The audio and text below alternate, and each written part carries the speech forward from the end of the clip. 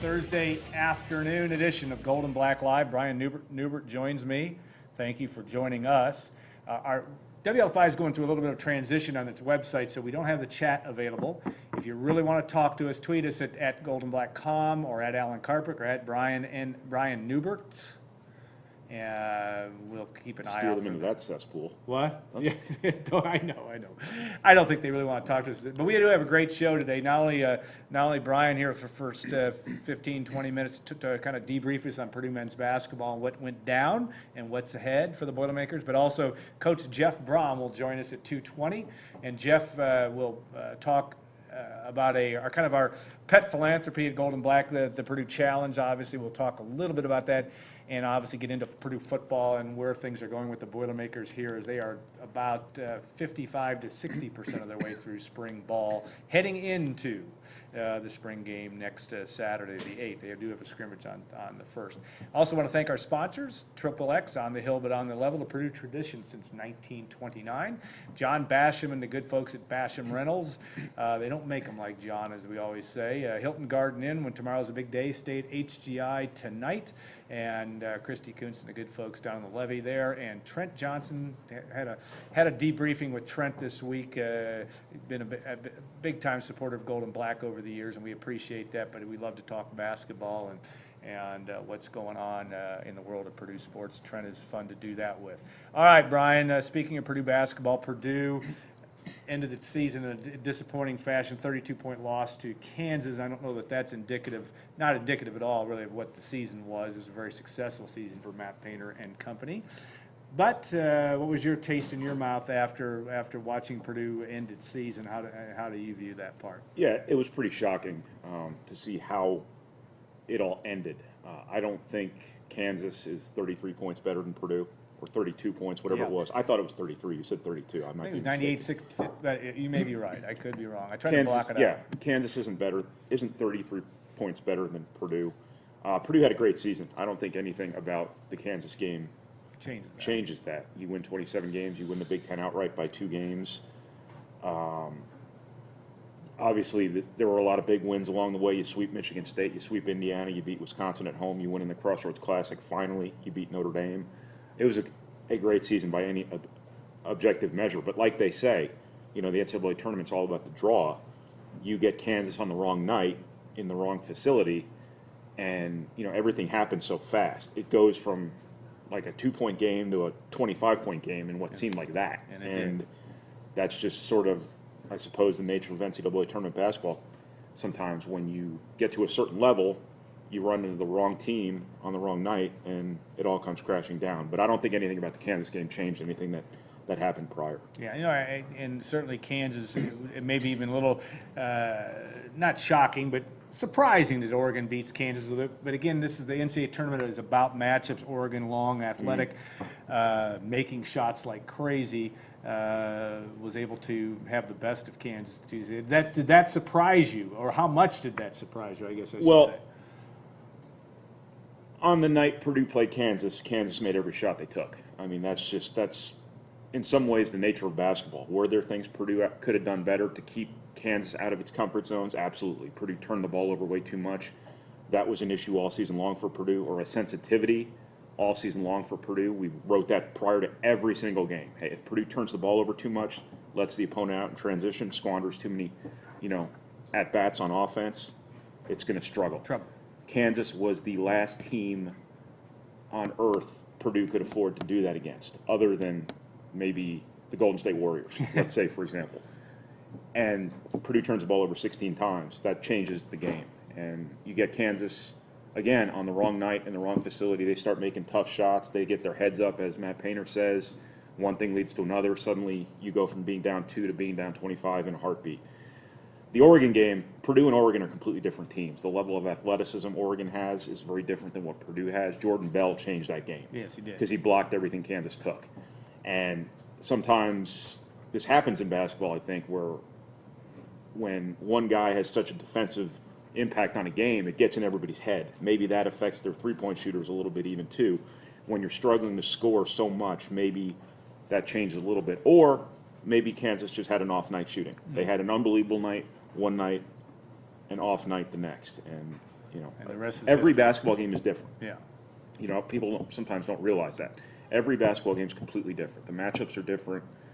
The, hot or not hot, however you want to put that, is different. And the Kansas 2 games in Kansas City were, polar opposites of one another. It turns out Purdue was the victim of the former, and Oregon was the beneficiary of the latter.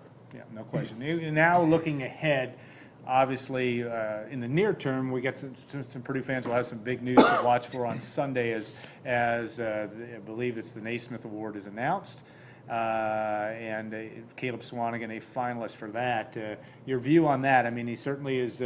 He's been a great story all year, and as Chris Foreman put up, the first guy to have 100 assists, and I don't know what the rebound plateau and X number of points in a really long time in college basketball. I mean, this guy has had a phenomenal year, and I think he's right on the cusp of winning. It's going to be very interesting to see how that plays out for the next two, because the Wooden Award and the Naismith Award are the two big ones coming up. Yeah, I don't know what more. I don't know. Excuse me. I don't know what more the guy could have done. I mean, he was arguably the most productive, consistent, and influential player in college basketball. I don't know what more he could have done other than wearing Duke or Kentucky across the front of his chest instead of Purdue. It's not a slant at Purdue. You know what I'm getting at there. Certain programs get more visibility. They get the benefit of the doubt when it comes to these things. He had an unbelievable season by every measure. I mean, his personal story is remarkable. Not that that has anything to do with the past 6 months necessarily, but where he came from, the improvement he made from one year to the next. If the story matters in something like this, then Caleb Swanigan wins this thing by a mile. I don't know if he's going to win it or not. There's a lot of people have been talking about Frank Mason. A lot of people have been talking about this guy or that guy. But I don't know what more Caleb Swanigan possibly could have done. He led the Big Ten in scoring. He damn near led the nation in rebounding. He doubled his three-point shooting percentage, from one season to the next, close to it, 29 to 45. I'm exaggerating with that, obviously. He dominated NCAA tournament games with his passing, and he's just a way, way, way better player than he was a year before. And by any objective measure, his freshman year was really good. Yeah, it wasn't perfect, but it was really good. Yeah, no question. And you look now at and the sights will turn to what Caleb Swanigan does, and even I would expect Vincent Edwards and Isaac Haas to test the waters. Swanigan may test the waters and then see where he gets, but every indication is that Caleb has played his last game at Purdue, but we don't know that absolutely just yet. Yeah, and if you want my opinion, he should go. I don't know what more he can do. What more can you do other than being a consensus first-team All-American, leading the Big Ten in scoring, almost leading the nation in rebounding, and showing yourself to be twice the player you were the year before? He's not going to – his stock, reasonably speaking, isn't going to get better. He can't do any more than he did this past season. He is ready in every sense of the term, and he ought to go. That's just sort of my opinion on it. The websites don't matter, but he started to generate much, much more, first-round buzz than he did a year ago. Last year, I don't think he would have gotten drafted. Now, he's an end of the first rounder, most likely early second rounder. And he has changed a lot, I think, as a person from one year to the last. I don't think this is that urgent, desperate situation to get out the door that it might have been on some level last year. But I think he has every reason to go. I think he's proven himself as a guy who his time is now, and I would anticipate him going. Swanigan will have certainly, actually only 2 years into college, has still got enough credits that, and I don't have his academic transcript, but he is doing well, and I think graduating is important. In other words, he's probably just an academic year away from graduating, but again, I don't know how you could. Well, he has it set up to where he can and will. If he leaves, he will take summer classes. Finish. And that'll put him like a semester or two away from getting his degree. I know that's really important to him. Yeah. I know it was really important to him to be an academic All-American too.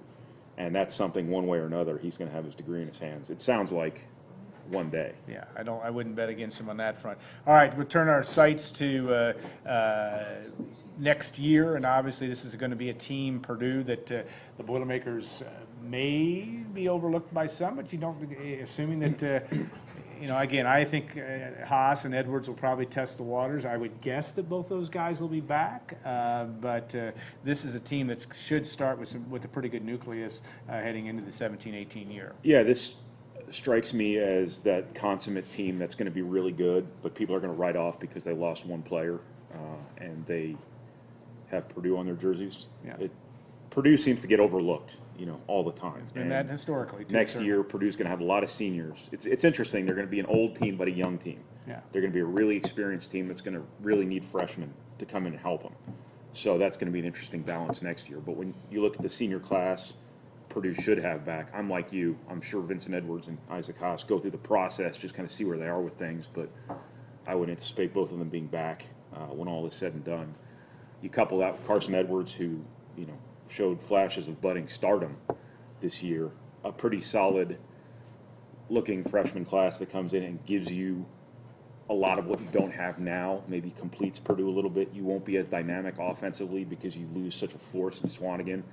You won't be as good a rebounding team because of what you lose in Swanigan, but I think you'll have a lot of good experienced pieces in place, some opportunities to play the game a little bit differently than you have, and Purdue has all the makings of what could be another 23, 24, 25 win team, and they might be right back where they were this time a couple weeks ago, back in the Sweet 16. Now, I don't know what their upside is without a player like Swanigan, but they should win a lot of games next year. Matt Harms is obviously somebody that Purdue fans got a chance to at least look at physically from the bench, and a guy that at 7 foot-ish, and right? Is it 7'1"? Well, do you count the hair or do you not count the hair?